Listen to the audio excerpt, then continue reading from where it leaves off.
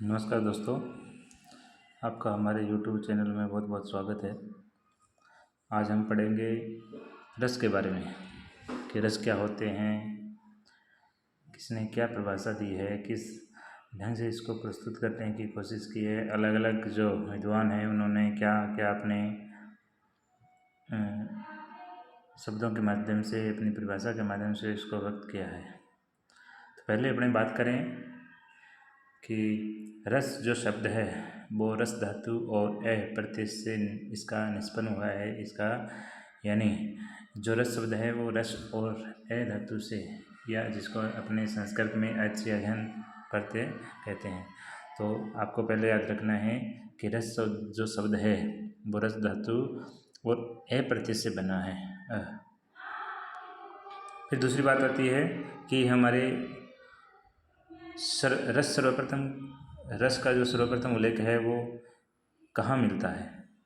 तो रस का जो सर्वप्रथम उल्लेख है वो भरतमुनि के नाट्य शास्त्र में मिलता है। बहुत ही बढ़िया प्रश्न है कि रस का सर्वप्रथम उल्लेख करने वाले कौन हैं। तो भरतमुनि के नाट्य शास्त्र में इसका सबसे पहले जिक्र मिलता है। भरतमुनि जी ने एक सूत्र दिया था, विभावानुभाव व्यभिचारी संयोगादर्श निष्पत्ति है। यानी अर्थात विभाव अनुभाव संचारी भाव के संयोग से रस की निष्पत्ति होती है। यानी भरतमुनि जी ने कहा कि विभाव अनुभाव संचारी भाव का जब जुड़ाव होता है तभी ही रस की निष्पत्ति होती है। और भरतमुनि जी ने रस को आस्वाद्य माना है। और सबसे पहले उनके नाटकों में प्राचीनतम उल्लेख मिलता है। काव्य में उन्होंने बाद में किया था, और सबसे सर्वप्रथम जो इन्होंने प्रयोग किया है वो अपने नाटकों में उल्लेख मिलता है, ऐसा लिखा हुआ है। सबसे पहले अपने पढ़ते हैं कि धनंजय प्राचीन जो आचार्य है धनंजय, उनका ग्रंथ का नाम है 10 रूपक। क्या नाम है? 10 रूपक। भरतमुनि जी के जो कथन है उनका इन्होंने समर्थन किया, और इन्होंने कहा विभावेरनुभावेश्च सात्विक व्यभिचारी भी आनीयमान स्वादित्य स्थायी भाव रस समर्थ है। अर्थात विभाव अनुभाव और संचारी भाव आदि स्थायी भावों के साथ मिलकर स्थायी भाव का रस रूप में निष्पन्न होता है। यानी उन्होंने कहा कि जब विभाव अनुभाव और संचारी भाव आदि जो स्थायी भाव के साथ मिलकर के, विभाव अनुभाव और संचारी भाव तीनों स्थायी भाव के साथ मिलकर के स्थायी भाव का रस रूप में निष्पत्ति होती है। फिर आगे के आचार्य है अभिनव गुप्त, जिनका इस रस साहित्य में बहुत बड़ा नाम है। इनका भी रस को आनंद का रूप माना है। इन्होंने कहा कि जिस प्रकार आनंद है तो रस को आनंद का रूप उन्होंने दिया है। इन्होंने साधारणीकरण में रस को सहृदय के साथ संबंध किया है। यानी सहृदय है उसके साथ बांधने की कोशिश की है इन्होंने कहा कि विभाव है वो कार्य है, अनुभाव है वो कारण है, और जो संचारी भाव होते हैं वो इनके सहकारी कारण होते हैं। ऐसा अभिनव गुप्त जो आचार्य थे इन्होंने अपने शर्त व्यक्त किए हैं कि स्थायी भाव रस को इन्होंने आनंद का रूप माना है, और साधारणीकरण के रूप में सहृदय के साथ संबंध करने का जिक्र अपने इस ग्रंथ में इन्होंने किया है।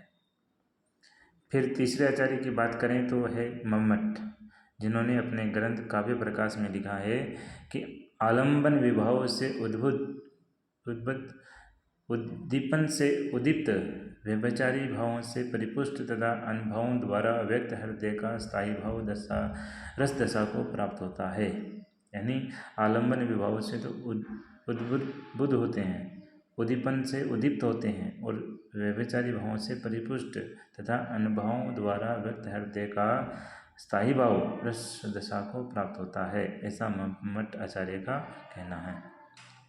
कहते हैं कि काव्य पढ़ने, सुनने, अभिनय देखने पर विभाव आदि के संयोग से निष्पन्न होने वाली आनंदात्मक चित्तवृत्ति ही रस है।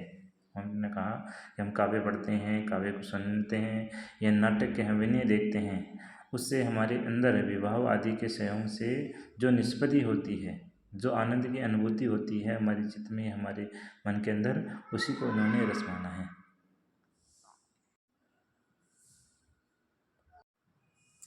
विश्वनाथ ने साहित्य दर्पण के अंदर 11 प्रकार से इसको व्यक्त करने की कोशिश की है कि रस है वो आस्वाद्यते इति रस है, यानी रस आस्वाद रूप है, इसे चखा जा सकता है। तो इन्होंने रस को आस्वाद्यते माना है। रस आनंद है जो वासना के रूप में मन में स्थायी रूप भाव के रूप में विद्यमान रहता है। ये विश्वनाथ जी ने पहली बात कही है कि आस्वाद्यते इति रस है। दूसरे ने कहा कि रस का जो उद्देय है या उसका उद्भाव है वो सत्वोद्रेक की स्थिति में होता है। सत्वोद्रेक अर्थात सत्व गुण का उद्रेक होता है, तब रस है वो अपने अंदर जागना शुरू होता है। फिर उन्होंने कहा कि रस अखंड होता है, यानी इसके खंड नहीं हो सकते। इसमें विभाव, अनुभाव और संचारी भाव आदि का अलग अलग योगदान होता है, यानी इनका योगदान तो अलग होता है, लेकिन इनकी जो प्रतीति है वो भिन्न नहीं होती। इनकी प्रतीति है वो एक जैसी रहती है, इसलिए प्रतीति एक है, लेकिन इनका जो कार्य करने का है वो अलग अलग हो सकता है, अलग अलग योगदान हो सकता है, लेकिन जो इनकी प्रतीति है वो अलग अलग नहीं हो सकती। फिर उन्होंने कहा कि रस 100 प्रकाश है। रस से हृदय के अपने मन का ही प्रकाश होता है, अर्थात स्वयं को प्रकाशित करने की आनंद अनुभूति है, यानी अपने आनंद अंदर की जो आनंद अनुभूति है या स्वयं प्रकाशित होता है। फिर इन्होंने कहा कि रस चिन्ह में रस चेतना प्रदान होता है। रस ग्रहण करते समय सहृदय समाधि की ऐसी दशा में पहुंच जाता है जहां बुद्धि और चेतना विद्यमान रहती है, यानी जहां बुद्धि और चेतना विद्यमान रहती है वहां रस का निष्पत्ति होती है। फिर कहा कि वेदांतर स्पर्श शून्य रसास्वादन की स्थिति में सहृदय का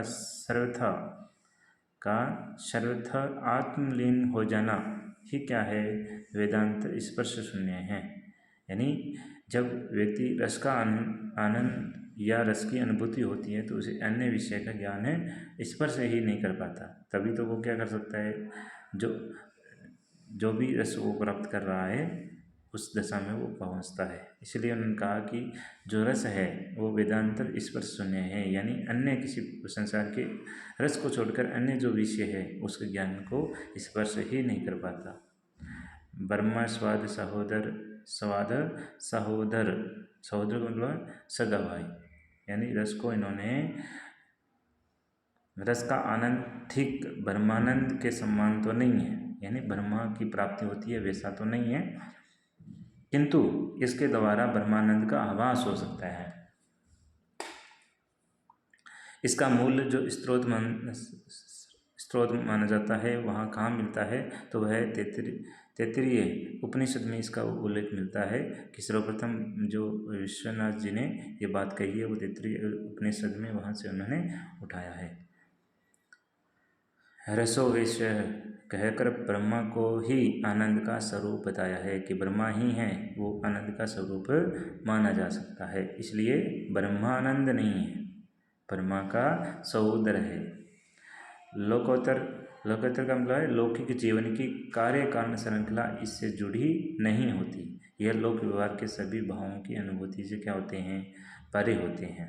यानी रस है वो इस संसार के जीवन की जो कार्यशैली है उससे अलग होती है, उसकी अनुभूति अलग होती है।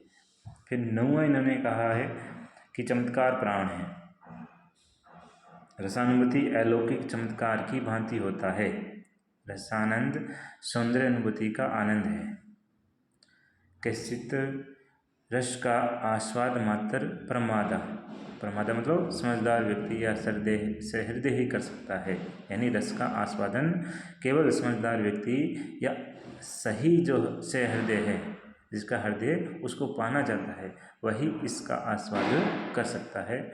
फिर अंतिम जो इनका कहना था शौकार वद भिन्न तवे, यानी रस अपने आकार से अभिन्न होता है।